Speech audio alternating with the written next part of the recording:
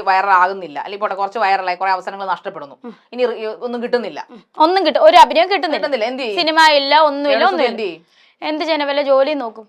വല്ല ജോലി എന്ന് പറഞ്ഞാൽ അഭിനയം അല്ലാത്ത വേറെ വല്ല ജോലി, വേറെ ജോലിക്ക് പോകാൻ അറിയാന്നല്ല, കിട്ടിയാൽ ഞാൻ ഒരുപാട് ജോലിക്ക് ശ്രമിച്ചതാണ്. അപ്പോൾ എല്ലാവരും പറയുന്നത്, ഇന്റർവ്യൂ കഴിഞ്ഞിട്ട് പറയുന്നത്, നിങ്ങൾ നാടകത്തിനകത്തുണ്ടെന്ന് പത്രത്തിലുണ്ടായിരുന്നു, നിങ്ങൾ ലൈം ലൈറ്റിൽ നിൽക്കുന്നവരാണ്, അപ്പൊ നിങ്ങൾക്ക് ഇടയ്ക്ക് നാടകം വന്നാൽ ഞാൻ നിങ്ങൾക്ക് എങ്ങനെ ലീവ് തരും. ഒരുപാട് ചെന്ന് ഇന്റർവ്യൂ അറ്റൻഡ് ചെയ്യുമ്പോൾ അവർ ഇതാണ് പറയുന്നത്. പിന്നെ ഗവൺമെന്റ് ജോലി തരാന്ന് പറഞ്ഞത് അത് ഓരോ പ്രോസസ്സിംഗ് നടന്നുകൊടുക്കും, അതും വൈറ്റ് കോളർ ജോലിയല്ല, 10ാം ക്ലാസ് വെച്ചിട്ടുള്ള ജോലിയാണ് ഞാൻ പറഞ്ഞേക്കുന്നത്. എന്റെ അടുത്ത് പറഞ്ഞേക്കുന്നത് PSC അന്ന് സുധിച്ചേട്ടൻ മരിച്ച സമയത്ത് മന്ത്രി വന്നിട്ട് എംപ്ലോയ്മെന്റിൽ എനിക്ക് ഓൾറെഡി രജിസ്റ്റർ ചെയ്തിട്ടുണ്ട്, അതുപോലെ ഇത് പുതുക്കണം, എന്താ എംപ്ലോയ്മെന്റിൽ നമ്മൾ സീനിയോറിറ്റി പുതുക്കണം, PSC ചെയ്താലല്ല സീനിയോറിറ്റി പുതുക്കണം, അങ്ങനെ പുതുക്കിയിട്ടുള്ള ജോലിയുടെ കാര്യമാണ് അവർ. പക്ഷെ ഇതുവരെ ഒന്നും ഇതൊക്കെ നിർത്തിപ്പോകത്തൊന്നുമില്ല. ഇത് വരുന്നോടത്ത് ഇത് ഇനി അങ്ങോട്ട് ഞാൻ എന്തായാലും അവസരം തേടി പോകത്തില്ല, ഇങ്ങോട്ട് വരുന്നത് ഞാൻ ചെയ്തിരിക്കും.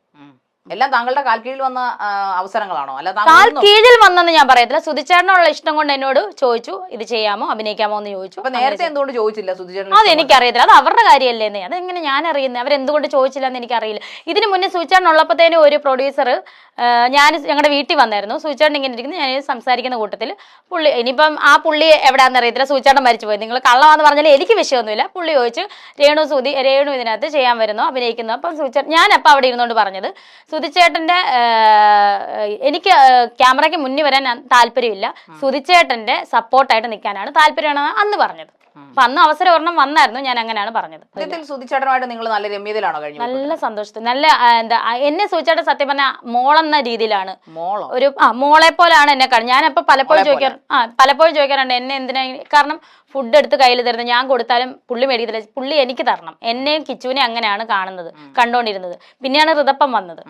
നിങ്ങൾ ഇത്രയും ടെറർ ആയതുകൊണ്ടാണോ, അല്ലെങ്കിൽ ഇത്ര പ്രശ്നക്കാരി മോളെ പോലെ കുഞ്ഞിനെ പോലെ? ഒരിക്കലും അല്ലായിരിക്കും. എനിക്ക് ഒന്നിന് ചേട്ടനേക്കാളും കുറെ ഏജ് ഡിഫറൻറ്റ് ഉള്ളതുകൊണ്ടായിരിക്കും മോളെ പോലെ കരുതുന്നത്. ഭയങ്കര അങ്ങനെയായിരുന്നു എന്നെ.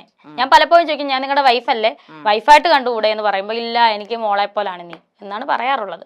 രേണുസുതി ഇങ്ങനെ ആവാൻ കാരണം ചിലരുടെ മോശം സമീപനങ്ങളാണ്. എങ്ങനെയാകാൻ കാരണം എനിക്ക് മനസ്സിലായില്ല.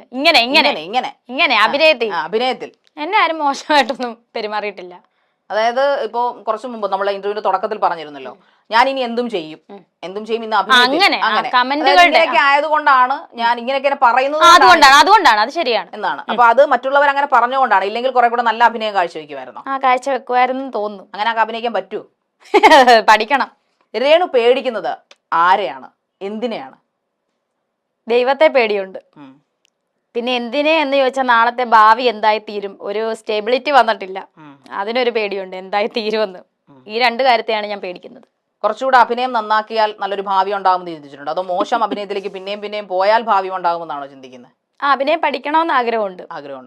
എന്തായാലും ജനങ്ങൾ ഇത്രയും വെറുത്ത സെലിബ്രിറ്റി ആയിട്ടുള്ള, ഇത്രയും വിവാദങ്ങൾ ഉണ്ടാക്കിയെടുത്ത, സോഷ്യൽ മീഡിയക്കാർക്ക് കണ്ടന്റ് ഉണ്ടാക്കുന്ന രേണുസുധിയെ പരിചയപ്പെട്ടതിലും നമ്മളോടൊപ്പം കുറേയധികം സമയം ചെലവഴിച്ചതിലും ഒരുപാട് നന്ദി. എനിക്കും കണ്ടതിൽ സന്തോഷം. Thank you.